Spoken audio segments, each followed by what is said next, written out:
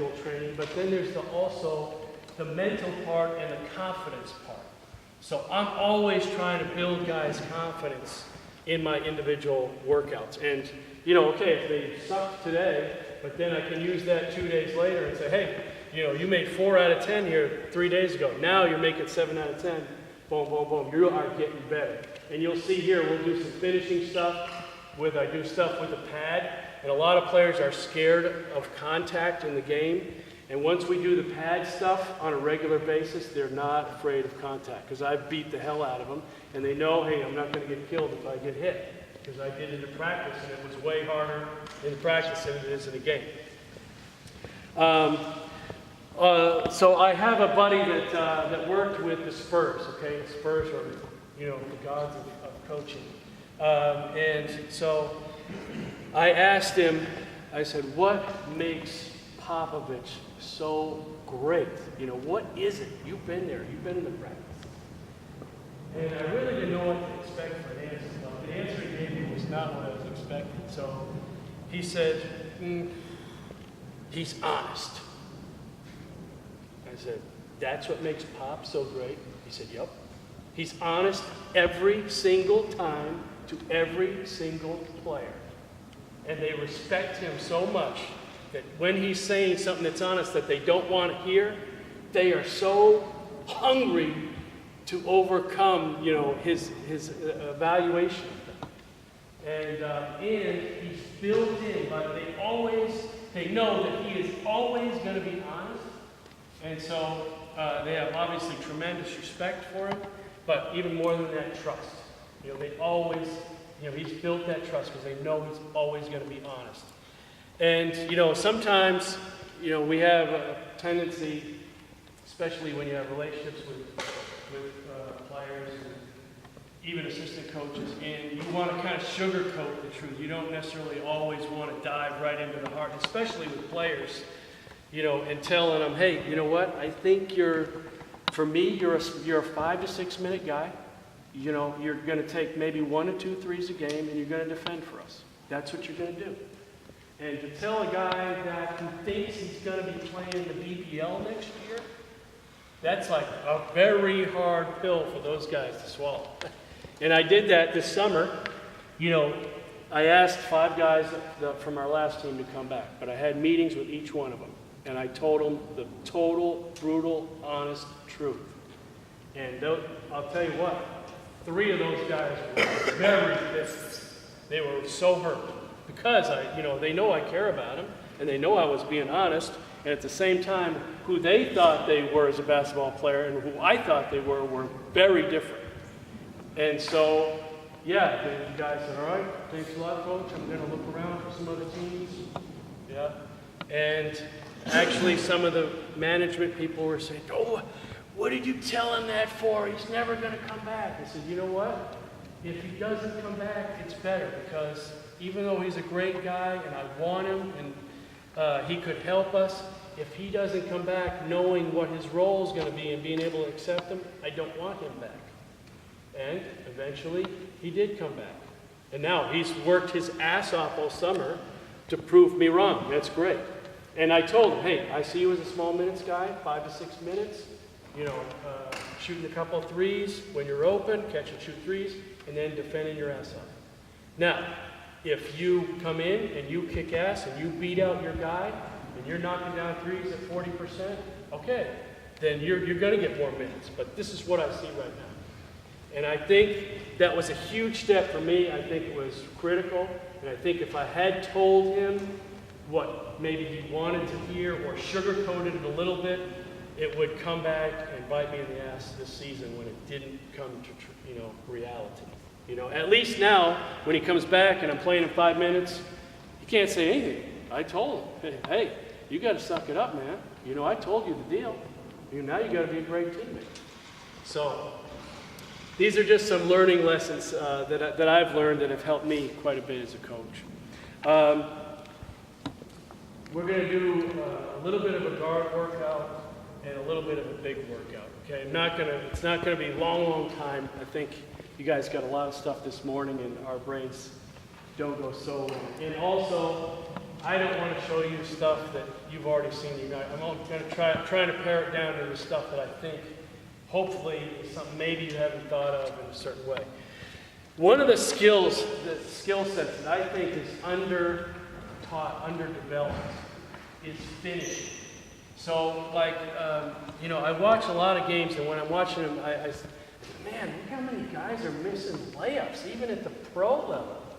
And they might just get a little bump, and then boom, they in their mind, if they get hit, they think they have no chance at finishing at the basket, And so I noticed that, and I started tuning in. At all levels, there is 6, 8, 14 points a game, in my opinion, near the rim that is given up because guys don't, follow through, or they don't have the mentality of saying, I'm taking contact and I'm finishing. I'm not accepting a little bump, okay, I got fouled. Yeah? No, we want the foul and the finish. And I think that it's like a mentality. If you think of rugby, their mentality, guys are coming in, they're just crashing through guys, and they have no fear or anything. But in basketball, it's you get hit, it's a foul. So we just accept that instead of saying, no, I'm going right up through, I'm going to take the foul, but I'm going to finish anyway. And so this is something that I think can help us, regardless, any coach, regardless of what offense you use. If your team becomes better finishers, you're going to get 6, 4, 8 more points a game, which, that's winning you games with just a skill set. And so it's something that I've tried to emphasize in our skill development stuff, and it's something that I emphasize to our team. Hey, we are going to be the best finishers in the league. Inside that circle right there, we are not missing. Okay, we don't accept the foul, and trying to change that mentality for guards and for bigs. So we're going to start out with some guards. First, I have 4 kind of keys for what I think help you improve your finishing. And I really learned this. I worked in China for 3 years in Shanghai for Yao Ming's team.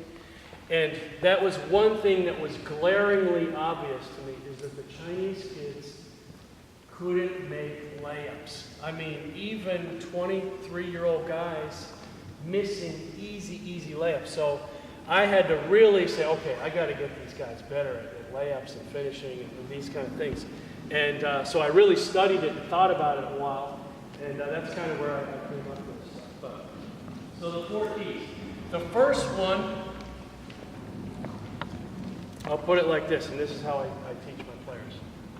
If there is a bullseye on that wall, and I have a bow and arrow, okay, and I'm going to shoot it 2 different ways, okay, and you think about which way you think I will be more effective at hitting the bullseye. The first one's like this. Second one is like this. Which one do you think is more effective? Which one? First one? Okay, show you again.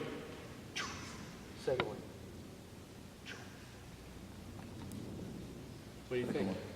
Second. Why? Mm-hmm. Focus. Okay. How many players do this? They look the last second at the basket. I see it all the time. Then you think about guys like Steve Nash. Steve Nash is always looking all the time. When Steve Nash is both, he's looking now. He wants to make a pass, no problem. He wants to finish, he can finish. Yeah? You can't, if you're like this, you're making it hard for yourself. So we say, eye the target early. So that's our first key, is eye the target early. And we emphasize to our guys, hey, when you get it laying, boom, you're finding the target. You can use your peripheral vision to see the help side defense, to see where your guys are and make a pass. But it's really difficult looking last second and finding your target and finishing. Okay, so that's the first one. Second one is we want our offensive guys to initiate contact with the defense. Not, allow a defender to crash. No, we are seeking him out. So for example, In a game, a typical game, maybe there's 20, say there's 25 fouls on each team, so 50 fouls for the whole game. There's probably going to be 3 offensive fouls on each team, for example. So that's 6. 6 fouls out of the 50 are offensive. So it means 9 times out of 10, when an offense and a defense make contact, the foul's on the defender. So it's a huge advantage for the offense to have contact, right? So we want to hunt out guys. So, Masa, come on. Okay? Yeah, bring the ball. Okay, so you are on both sides of the enter, you're in the middle of the lane. Okay? I'm entering the lane. Okay? Now, as he comes over, if I start trying to avoid his contact, now I'm coming out here, which is a lower percentage stop, especially if I'm going away. And if we make contact while I'm going away, boom, he's knocking me off balance. Okay? If I'm seeking him out, okay, he doesn't have if he's directly in front of him, okay, then I'm not going to, if he's in a great position and he's squared up, boom, then I'm not making contact. This is when I have an advantage. Okay? So he's not, say he's coming over, he's a little bit late. Okay? So I am actually going to try to make contact with him.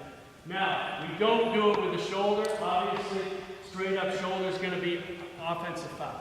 What we like to emphasize is this here. So what we do is we actually turn the shoulder, boom, we're making contact, and we say we're going right up through, and then we're finishing.